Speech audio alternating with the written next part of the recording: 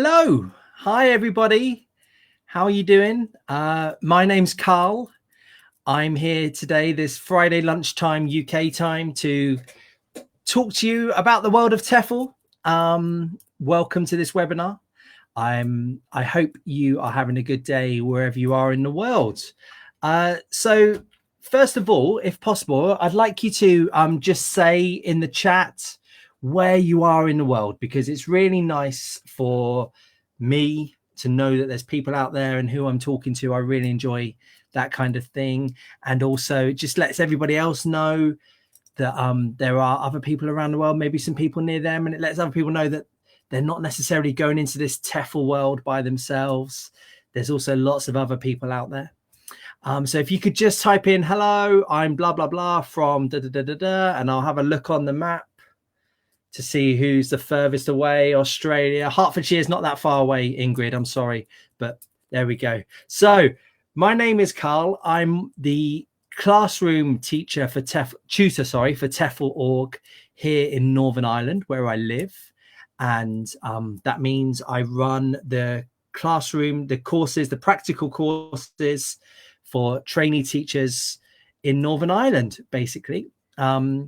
I've been teaching TEFL for, I don't know, like over, over 15 odd years. And I've got a good bunch of qualifications in it, got an experience of teaching around the world, Japan, Sri Lanka. I was in Iraq for a bit, Azerbaijan. I lived in South Africa for a bit teaching, Kazakhstan. So I've taught around the world, and I also teach online as well. And currently I work doing this on a Friday lunchtime, but I also have a full-time online teaching job. So I can see the hellos are coming in. Hello, Ingrid in Hertfordshire. Jane in Epsom near London. Rhonda in Berkshire. Rhonda, where in Berkshire? I'm from Reading originally. Rachel, Perthshire in Scotland. Hannah in Liverpool. I don't want to talk about Liverpool today. No more mention of Liverpool. And hello, Frederic in France. And Morgan in Leicester, and Deborah in Spain. So far you win, Deborah, and I'm sure it's super hot though. Is it in Spain? It's pretty hot here in the UK at the moment. Right, so please keep the hellos coming in. Also, please, any questions about TEFL? Today we're mainly going to be talking about online teaching, but you know, the world is starting to recover, hopefully, from this virus. Well, good chunks of the world. So soon classroom teaching jobs might be coming up. I can help you with that as well, and try and answer any questions you have at all. Okay, so we'll start. I'll do the questions as we're going along, but we'll just start by talking a bit about online teaching. Just a few more hellos. Carol in Essex, hello. Julie in the Netherlands. Zimbabwe, Bridget, I think you've won it so far. Rhonda, Newbury. I'm from Pangbourne, which is just down the road from you, I'm sure. Emma, I like that chat. I'm going to talk about that in a second. And Deborah, Ingrid, blah, blah, blah. Lovely, lovely, lovely, lovely, lovely, lovely. Hello. So online teaching, two ways to basically get yourself out there and start teaching. Now, I'm talking about people that have already completed the 120-hour course and have that basic teaching knowledge from learning the theory, and maybe have done some practical part of the TEFL course as well, but definitely have that 120-hour certificate and are now looking to go teach online.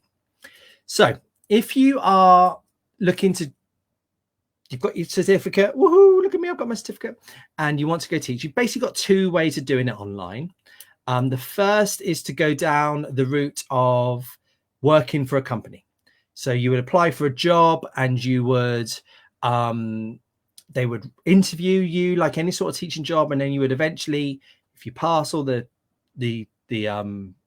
recruitment side of things, you end up teaching some students somewhere in the world through a camera like we're doing now.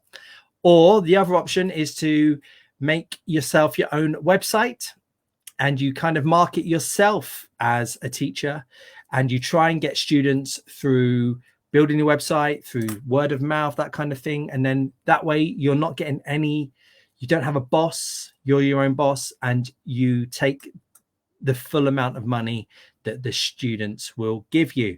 Whereas obviously if you go work for a company, they would take a cut and then they would pay you a certain wage.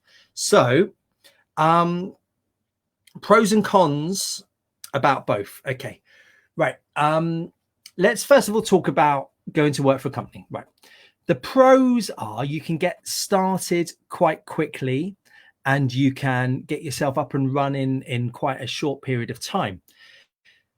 You see a job advert going, you fill in the form, you have your interview.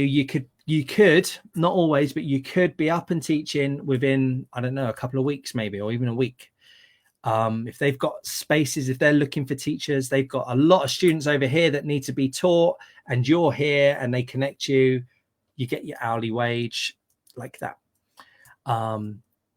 Generally quite good for people that are just starting up into the field, because they can give you materials and they can give you the recruiters, the company can give you materials. They can tell you the level. You might get something like a syllabus. You get lesson plans, that kind of thing, and that can get you up and running straight away. Okay. What are the cons of maybe working for a recruiter? And thank you for the questions. I can see the questions coming up on the side. Please keep the questions coming in. I love answering your questions. It's the best thing. Anything at all about EFL. Right. What are the downsides of working for a recruiter or company? Probably the first thing is you're not maybe going to long-term earn the same as you would if you started up your own website. The reason being is because if you're teaching, say, some Chinese students, and there are 3 of them that you're teaching, and they've each given, let's say, $10 for that hour to the recruiter, you're probably only going to get 20 maybe from that recruiter, from that company. So you're down sort of $10 an hour for doing that. So that's probably the first downside, is that financially, long term, it is better to strike out on your own and to get it. But how quickly can you do that? Difficult. Okay. If you're when I get to talking about the website, it's difficult to have a full teaching load from yourself quite quickly. So that's the other good side about going and working for a recruiter, is that they could maybe fill up your teaching schedule quite quickly. So how it often works is you go and do some sort of trial lessons, and they'll give you maybe 5 hours a week of teaching. The students like you, the people that have recruited you like you. Eventually you move up, they'll give you another 10 hours the next week until you're teaching, I don't know, 20, 25 hours a week, a full amount of teaching. And then you've got almost like a full-time job just like that from working for a company. Okay. So that is one of the things about going and working for a recruiter. Right, I'm just going to stop there, and I'm just going to answer a few questions that have come on before I start talking a bit more about that. Okay, so hello, Emma. Hello again, Emma. It's really nice to speak to you, Emma. You've been in so many of these. Well done on getting yourself a job in Gran Canaria. I do some examining in Gran Canaria sometimes. It's very beautiful, and you just found out 20 minutes ago. Woo hoo hoo hoo hoo! You're scared to death. Right. First things I would say to you is whenever I've started a new job anywhere in the world, I've got to do that hand, anywhere in the world, I have been a bit scared about starting a new job. I think probably most teachers get scared starting a new job. Just when you first get there, remember your first lesson, which you'll teach any class, is probably some sort of get to know you. Get that planned in your head. Look on that online, look at the materials that you've done on the course for some sort of get to know you. Get that in your head, what you're doing, and you will be absolutely fine, I'm sure, Emma. The students, I'm sure, will absolutely love you. Good luck with that. Stay in touch with us. Let us know how you get on. Okay, Emma. Thank you. Kuba, hello. I'm about to finish level 5 course. If you have time, would you advise a non-native speaker? What are the job market chances? All the best. I have time. I'm here till for another 40 minutes or so. Right. There is being a non-native speaker can hinder you for some jobs. Okay. I'm not going to beat around the bush. I'm just going to be, they can. There are some recruiters that say, I only want native speaking teachers. Okay. And the reason being is because unfortunately, there is this view in the world that native speakers make the best teachers, and none of the research says that. Okay, it's just unfortunately a view out there that there is. Okay, so saying that, there are definitely jobs out there for non-native speakers, and they're generally, I find, the best recruiters are the ones that care about your qualification that you have more than your accent that you have, or whether it's English is your second or third language. So keep applying, Kuba. Do not, please promise me, Kuba, do not get down, depressed if a couple of recruiters reject you. Okay, it's not them that necessarily that's rejecting your application. It's maybe the students who think that it's a better way of doing it. Okay, so there are definitely job market chances out there. You will definitely see people who will put applications through for non-native speakers. Okay, so there are jobs out there, and keep applying, and I promise you, you'll get one somewhere in the world. Okay. Good luck, Kuba. Okay, I promise you, you'll get something out there. Sorry, I just got a bit distracted. My 4-year-old daughter just came in there. It was like, you know, I was just like, does she want something? No, she's okay. Sorry about that. I thought I'd lock the door. Hadn't. Ingrid, hello. I'm booked on the weekend classroom course mid-September in London. Is that still going ahead? I don't know is the short answer to that, Ingrid. We at TEFL Org are, you know, keeping up with the regulations that the government are saying in the UK, and we can only go really by our venues. We don't have permanent venues. We rent usually lovely conference rooms, that kind of thing, from hotels or offices. So we have to go with them. Contact the TEFL Org office. They are lovely people. They will definitely get back to you. I can't tell you about the London courses. I'm sorry. Anna, I fancy traveling. Who doesn't fancy traveling? And teaching all over the world. What grade of TEFL do I need in all countries? Kiss. No need to put a kiss on a Friday. Anna, well, I guess if you can't put it on a Friday, when can you put one on? Basically, what the minimum that companies look for is a 120-hour accredited TEFL course, like the ones that TEFL Org run, because they are checked by industry leading bodies, people that can come in. They observe people like me. They check through all the course, and then they give TEFL Org a stamp to say, yes, you have good quality courses. That then would appear on your certificate or in the job, the paperwork that you get from TEFL Org. And then you show that to a company that's recruiting, and then they are happy because it's 120 hours and it is from a reputable company. So 120 hours is the basics. However, a lot of people have that 120-hour course. So you might want to start distinguishing yourself by maybe going up to a 150-hour course, or maybe adding in some extra modules just to boost your CV up a little bit.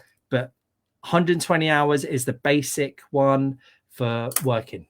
Okay, I hope that's answered your questions. Oh, somebody's already answered your question, Ingrid. Look how efficient people are.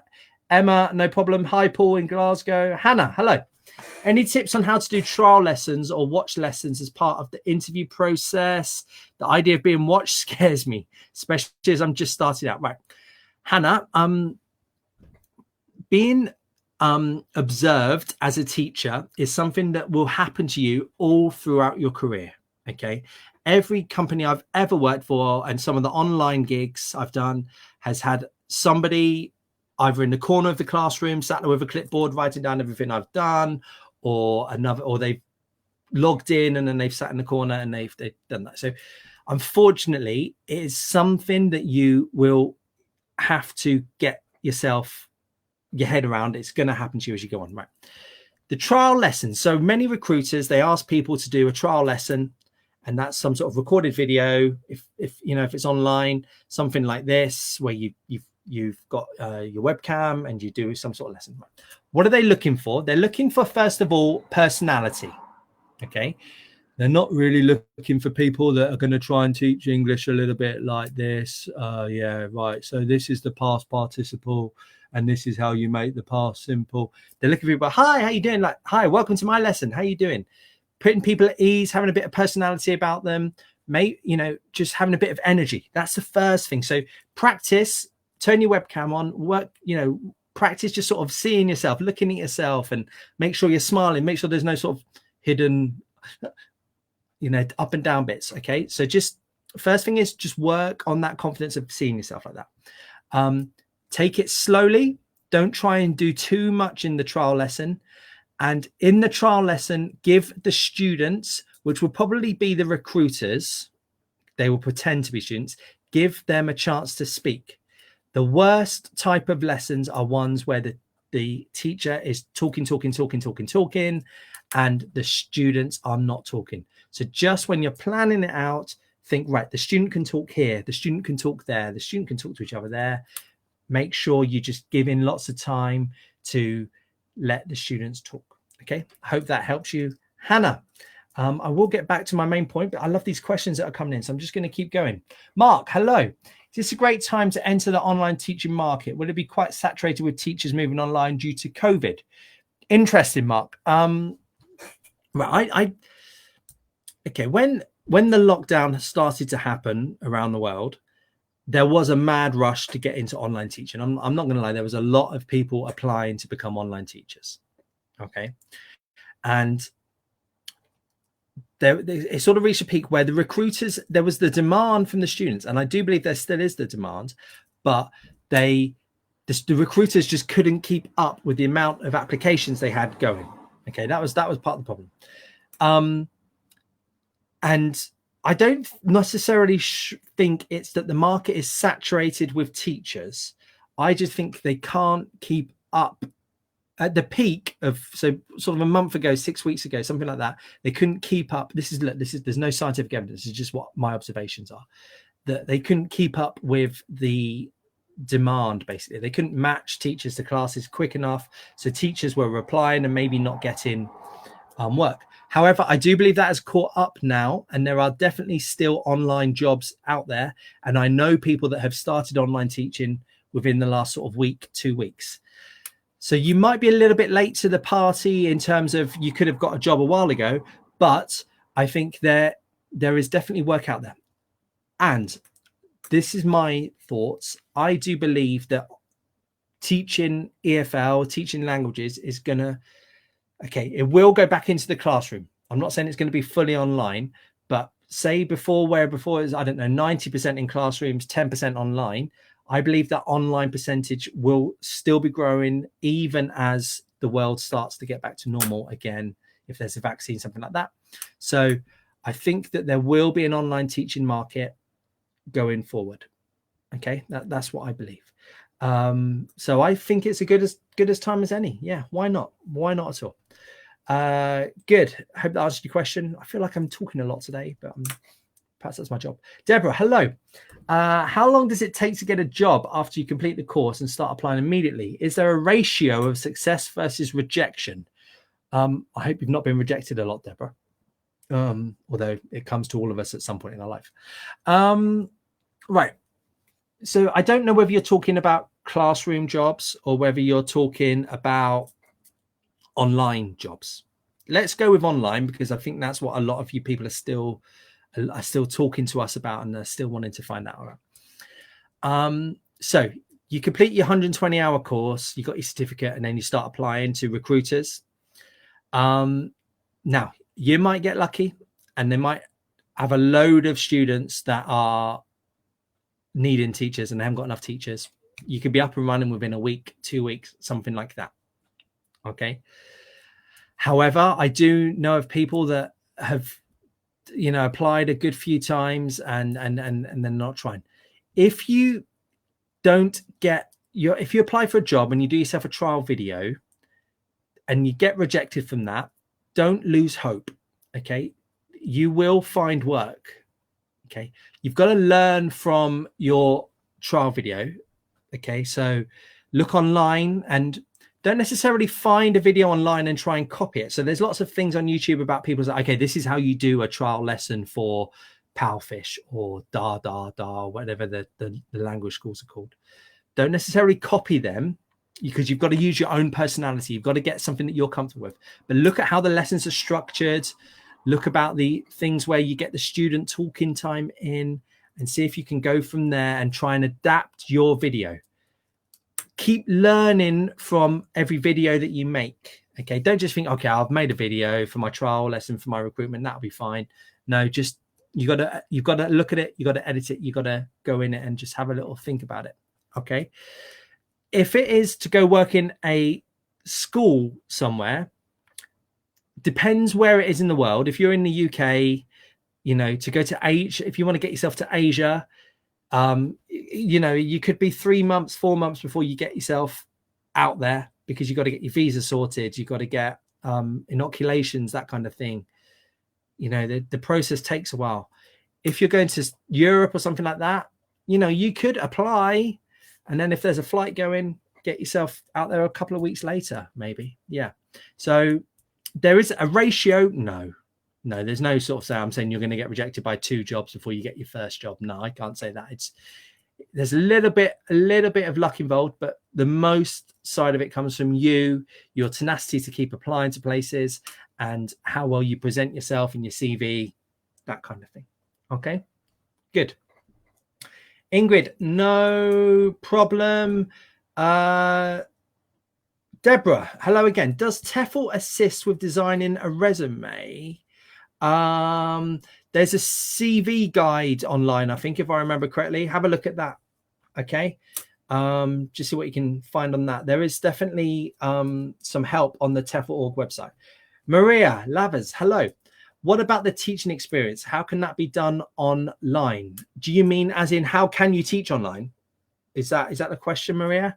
What about the teaching experience? How can that be done online? Right, the theory is still the same. If you're teaching a grammar lesson, you'd give yourself some sort of intro, some sort of warmer. You'd present the grammar somehow. You'd move to the control practice, to the freer practice, like that. Okay, the theory is the same. You just use tools to do it. You could use things like shared documents for students to type in, so you can mark them. You can get them to speak while you listen. You correct their pronunciation. The theory is the same. There's not some sort of strange way of teaching online. It's just you just use the tools around you to do it. Now, what I would suggest to you, Maria, is do something like if you've got your 120-hour TEFL certificate, do something like an extra 20-hour module to teach you how to teach online. There's also a practical course where you can practice doing an online lesson with an experienced TEFL trainer like me, and they can help you. Okay. So just go there. Although I've just seen you've added an extra question right at the bottom. I meant the teaching experience within the certificate. I heard that sometimes recruiters look for teaching experience done in classroom when getting on the course. Right. So when you do so if you're new to teaching and you do your 120-hour course, that's all done in like a virtual learning environment. So there'll be some videos for you to watch. You answer some questions, that kind of thing. Recruiters look for teaching experience done in the classroom. Okay, some do. Yeah, some recruiters do want you to have some sort of practical experience. However, at the moment, they are being a bit more flexible. So, for example, at TEFL.org, you can do the 120-hour online course, but you can also add on a weekend course. And that weekend course can be done in places like with people like me in Belfast, or people in London. There's people all over the UK, Madrid. There's people in America that are doing it, you know, who do that weekend course for TEFL. You do the 120-hour course, you then do that. Or some people do the weekend course in the middle of the 120-hour course. However, recruiters are now sort of saying, okay, well, that's not possible to do that. So why not try and do a practical part of it online? So you would do, instead of just watching videos, you'd participate in Zoom chats or something like that. And that counts as practical experience, which recruiters would like. Hope that answered your question. Good. Keep the questions coming in. And I'm just going to get to talk. I will talk about designing your own website in a minute once the questions dry up, because I think we're doing our best. Okay. Linda, hello. Linda Rose Scott. Hi there. Are we shown how to teach online by TEFL.org when we do the 120-hour course? I don't think, Erin, I'm not sure about that. I think you have to do the extra module. Erin, correct. Erin is the very helpful member of staff for TEFL org that is also helping me with monitoring the chat. I'm pretty sure, Linda, yeah, you do the 120-hour course because the theory is the key. The key part of it is the theory. Then you can add on an extra module, 20-hour module or 30-hour module, I think it is. And then that will convert the theory of language learning into the practical side of teaching it online. Okay. Hope that helps. Ingrid, hello. If I become an online teacher and I am traveling lots in different locations, does it matter that my background is inconsistent? Do you mean like the bits behind you? There's a few problems again. The few problems with traveling around. Okay, and this kind of leads me into actually having your own teaching business, right? Ingrid, if you become an online teacher for a company and then you're traveling lots around, okay, that company is going to want you to have a very stable internet connection. That is the key component, okay? And you've got to be very aware that wherever you go, so I don't know, you go and stay on a beach in Thailand for a month and you want to go teach while you're sat in your swimsuit with a pina colada teaching on a beach. That if the internet connection is bad, the recruiters aren't going to give you more work. You're in a chance of losing your job like that. However, if you've set up your own website and you've got your own students and you've started advertising yourself through things like Facebook ads or Google ads, or you've gone into lots of groups and advertised yourself, that kind of thing, students aren't going to be worried about what your background is, I don't think. Okay. There is also the option on something like Zoom to blur your background, so students can't actually see what's behind you, or you can put like a fake background on. I don't necessarily like them, but that's what some people do. So the students aren't going to worry about where you're going to come from, that kind of thing, or what your background is, because you've got them yourself. You're the boss. You're the one that's finding your own work. That is the main benefit of having your own teaching website. Okay.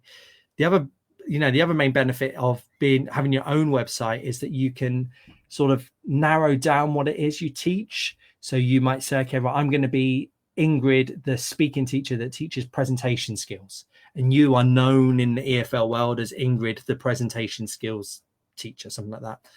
Why is that good for you? It can narrow down your marketing.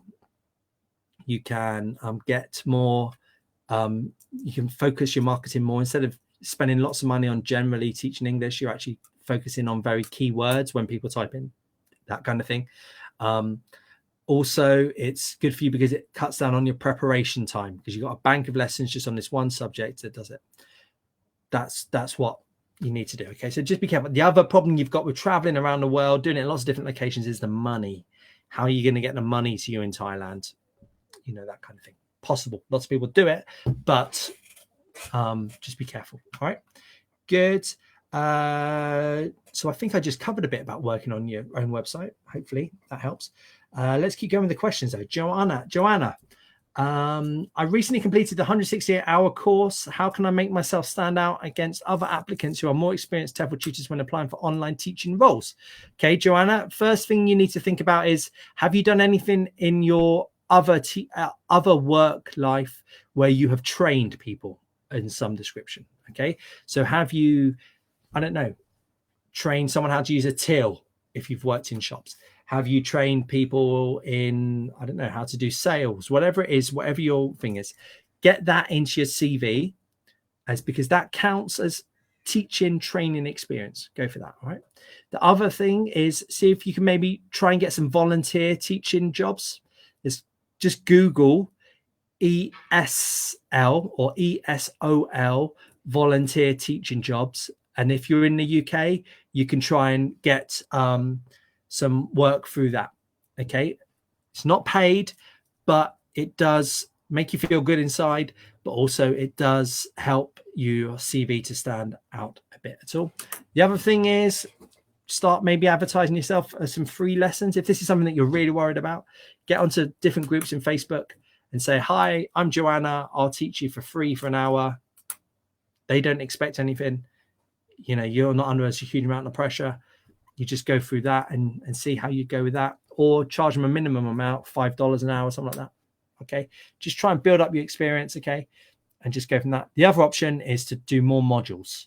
So you add another 20-hour bit about, I don't know, teaching business English. You add another 20-hour module on something like teaching kids, that kind of thing. See if you can do it. All right. Good. Hope that helps you. I'm just gonna have a little bit of water here with that. Hannah, hello, Hannah Dobbins. Another question.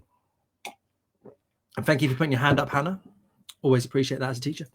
Any advice or resources you can point to for helping with tax if you go self-employed, especially if you're teaching students online or for a company based abroad? Okay, so if you're working for a company based abroad, very often they tax you there at source, and then that you need to, then I'm not quite sure what the rules are then for tax in the UK, to be honest. You probably still have to pay tax here as well. I'm not quite sure how that works with a recruiter, about, because you'll probably get taxed in China, but some actually don't. I'm trying to think about that now. I'm going to come back to that in a second. Right, if you get your own students, you just set yourself up. If you're in the UK, tax rules are different around the world. If you're in the UK, you set yourself up as a sole trader. You just keep all your spreadsheets going where you put all your money that's coming in on it. You put all your outgoings on it, that kind of thing. You Google what you can claim tax back for, your internet connection, buy yourself a computer, that kind of thing. Take that off the tax, and then you do a self-assessment form. Probably in the autumn, usually it's done for the previous tax year. Okay. With the tax from companies abroad, I think you need to, I don't know, I don't want to give you bad advice really about tax. But I think you probably need to find out whether you're taxed there and then taxed here as well. I think that's probably the key thing. Sorry, Hannah, I'm not so sure about that. If somebody else can help Hannah with that, that would be fantastic. But I hope that's answered about being self-employed. Thank you, Hannah. Hello. Deborah. I'm sure, yes, Deborah, your question there has been answered below by Erin. Thank you. Robin, this is a long question. I like it. I have 2 children, 17-year-old and a 5-year-old. Okay. Can that also go towards experience, considering I sit and do homework every day with my teenager who does the Cambridge syllabus at school? Why not? Yeah, if you're saying yes, this is what but I think what you need to do is you need to show what you have learned as a teacher doing it. So you've learned through doing the homeschooling that there has to be more practical element to it. Don't just say, oh, I taught my 5-year-old. Just say, okay, I taught them to make crafts, to play with toys. I taught them through, using puppets or however it is you did it. Okay, or through creating your own worksheets, that kind of thing. Go into detail about how you taught them. Don't just say you taught them. Okay. I hope that answers you. So yeah, why not put it on? If you've not got, I wouldn't put it right at the top of your CV if you've got other sort of training experience, but yeah, why not? Why not? Go for it. Also, love your name, Robin Sunshine. Well done. Ingrid, no problem. Raymond, why did you have to ask this question? I hate this question. How important is the phonetic alphabet? I think that most teachers have like an Achilles heel, and my Achilles heel is the phonetic alphabet. I still have to look up the symbols as I go along. Okay.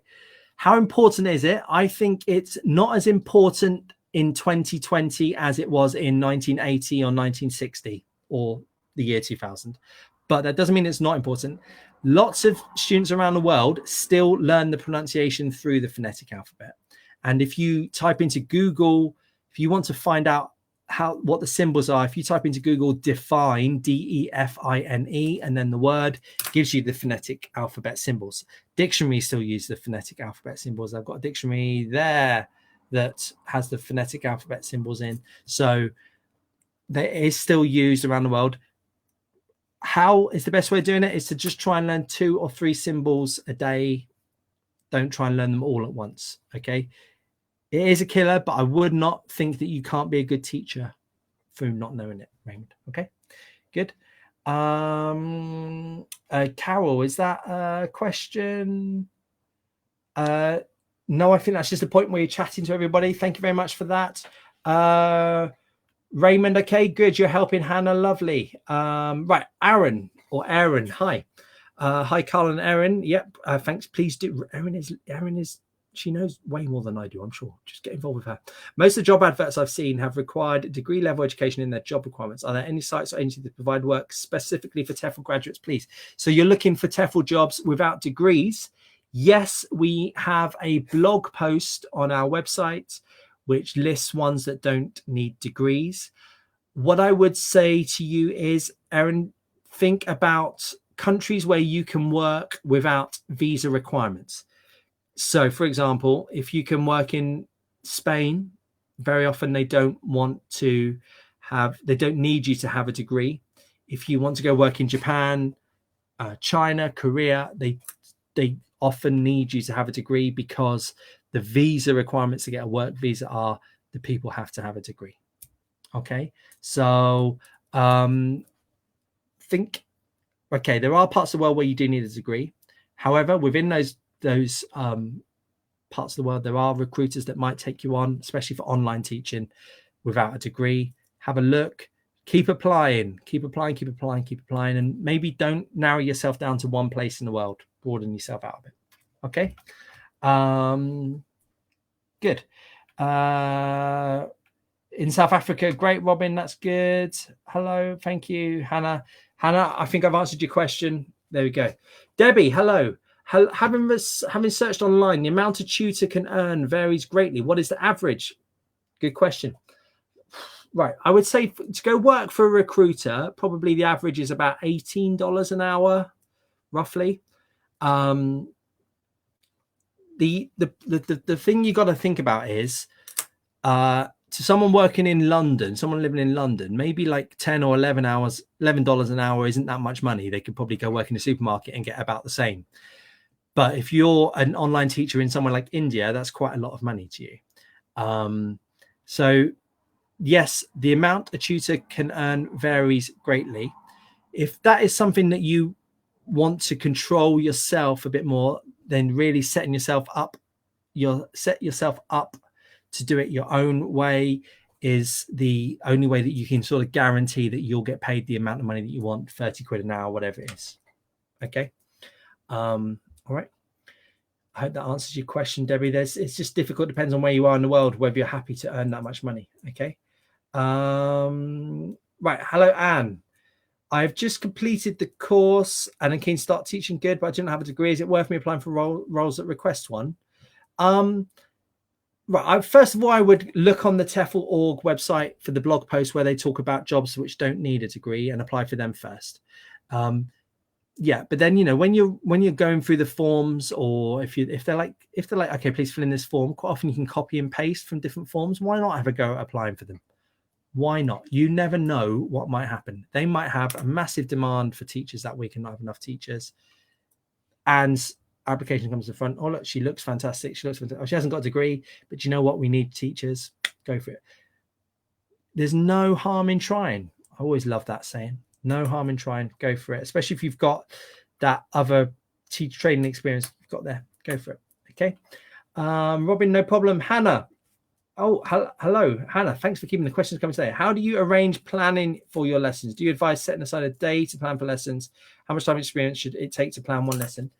When you start, I think it should take you about 1 hour to plan for 1 hour of teaching. Quite often, the jobs the jobs that you see advertised are for like 20 to 25 contact hours a week. If it's 20 hours, you're probably going to have to do maybe 10 different 2-hour lessons, so you need a lot of different planning for that. However, I've had jobs in Japan, for example, where I've taught the same 1-hour lesson 25 times in a week. You've only got to plan it once, get through that hour, and then you might tweak your plan as you go along the week, but you don't need that much planning time to do that. So it does depend if it's a lesson you've done before. It also depends if you've got a course book that you're going to work from, or whether you're going to make your own materials. Making your own materials from scratch takes longer than going to work for a course. I do not advise setting aside a full day to plan your lessons. I would plan them in the morning if you're going to teach them in the afternoon, or if you're teaching in the morning, plan in the afternoon for the following morning. Okay. Why don't I advise just giving yourself a day? Because you're trying to only work for 4 days a week. you're not going to get much money. Okay. Armin, hello. How much pounds would you recommend taking with you when you first go to the country? Good question, that one. Depends where you're going in the world. Do you need to, it depends whether they're the company, if you're going to, if they're going to give you some money to start up with, that kind of thing. You know, if you're going to go and teach in Dubai, where rents are quite expensive, you're going to need probably a good couple of grand at least on top of your flights, £2,000 to before you get going. Go to, you know, maybe a part of Southeast Asia. You could go live in a hostel until you've got yourself a job, a bit cheaper. It's quite, that's kind of like how long is a piece of string question, Armin. What I like to have is an emergency credit card, and that's how I do it. Okay, and just make sure I've got some money. Although that was in my younger days when I was gallivanting around the world. Good. Thank you, Aaron. I'm glad your wife likes me. Joanna, yeah, let's do that one. Joanna, hello. Is it feasible to start working for a company while building up freelance work at the same time? Yes, of course it is. Definitely, for sure. That's how most people do it. You get yourself a job with a recruiter, and then at the sideline, you're building your website, you're building up your Facebook presence, that kind of thing, Twitter, whatever it is you want to go through. Concentrate on one is the way I would do it. That's where I did it. And just see if you can build up both at the same time. Okay, good. Ingrid, do you think there are many short-term jobs out there rather than whole academic years? Well, that's a good question. Right, schools will want to take you on for, right, if they're going to pay your flight to go somewhere, then, and sort out your visa and, you know, give you some accommodation when you arrive, that kind of thing, all that kind of thing. And a lot of Asian schools do.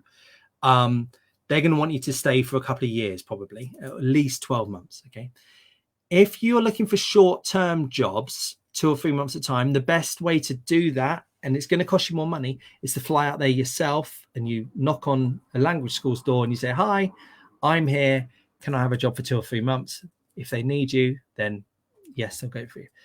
There are work visa problems with that. You know, you can't really do that in China or Japan. You could definitely do it if you're in Europe, if you've got an EU passport, that kind of thing is something that you're doing. Prime time for work in the UK is the summer, not this summer for the reasons.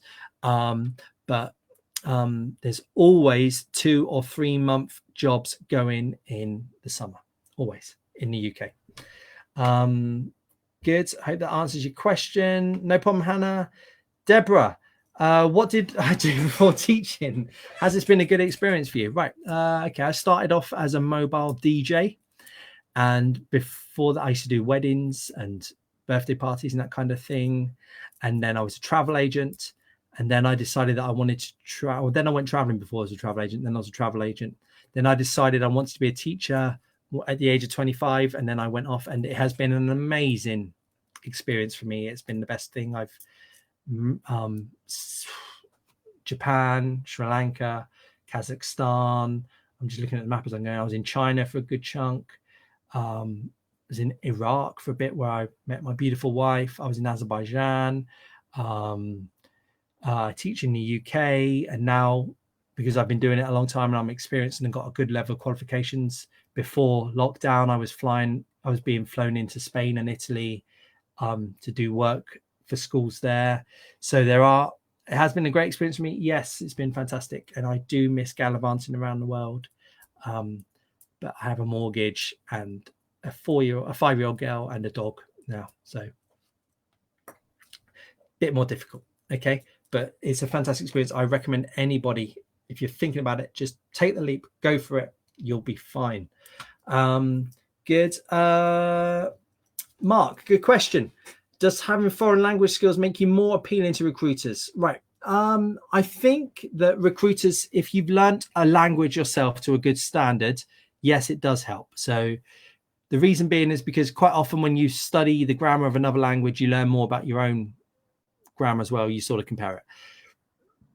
However, some recruiters don't like it if, for example, if you're applying for a job in China, they're not getting you to speak Chinese to their students. They're getting you to speak English to them. So they would not expect you to be teaching those students in Chinese. Okay.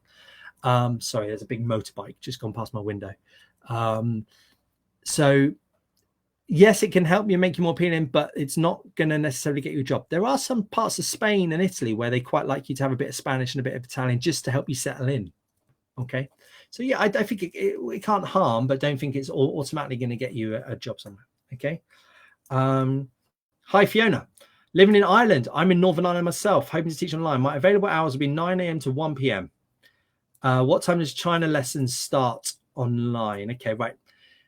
Fiona, you got to think about when is the peak periods in the countries that you're teaching. So for China, the peak periods are before work and after work, or before school and after school in China, because quite often Chinese people, they want to do some sort of lesson before they go off for the day, or they want to do some when they come back from the day.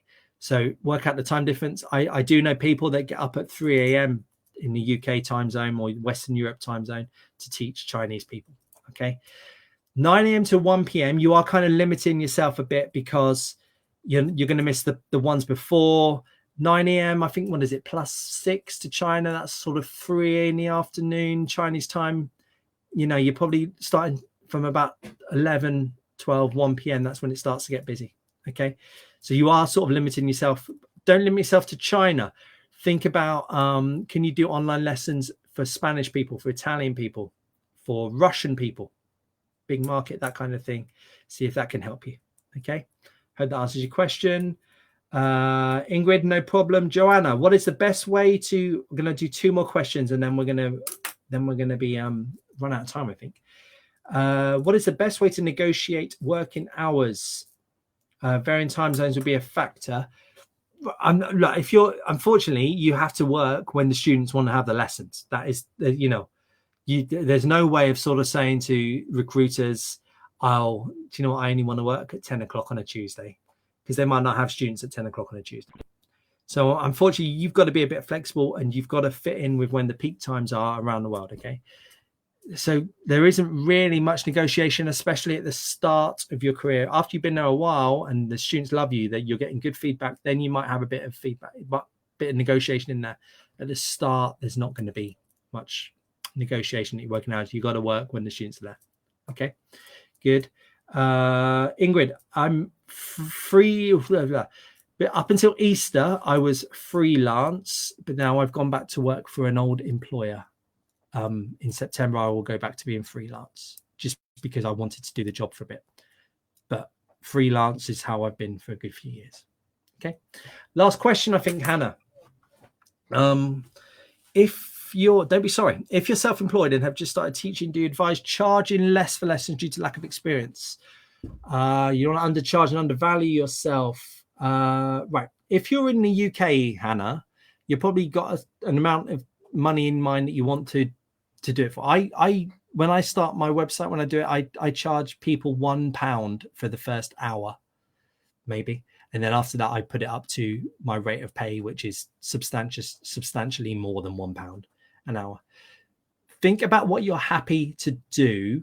If you're going to give them a free lesson, that's another way of doing it, is people that say, right, okay, I'll give you your first half hour free, something like that. But then after that, you're going to pay it. I don't think if you're straight new, you can go in, start charging 50 quid an hour, something like that. You know, you're probably looking about the average, which is about £15 an hour, maybe something like that. Okay. Don't undervalue yourself. Don't overvalue yourself. Think about your students. Could they afford what you're asking? People from India, can they afford £15 an hour? Very difficult for them to do it. Some parts of China, also difficult. Okay. So just think about the students, where they're coming from, and be realistic. Okay. I think that's all the questions. So thank you, everybody, for listening. That's been a good 50 minutes. I hope you've enjoyed it on this Friday lunchtime. Just thank you. I've really enjoyed this. If you want to learn more, I've sort of went into just answering your questions. But if you go back to some of the videos from the past few weeks, you might be able to watch them again. They're still on there. They're definitely still on there. Go back and watch them and see if they can help you in any way. Okay, guys. Thank you all very much.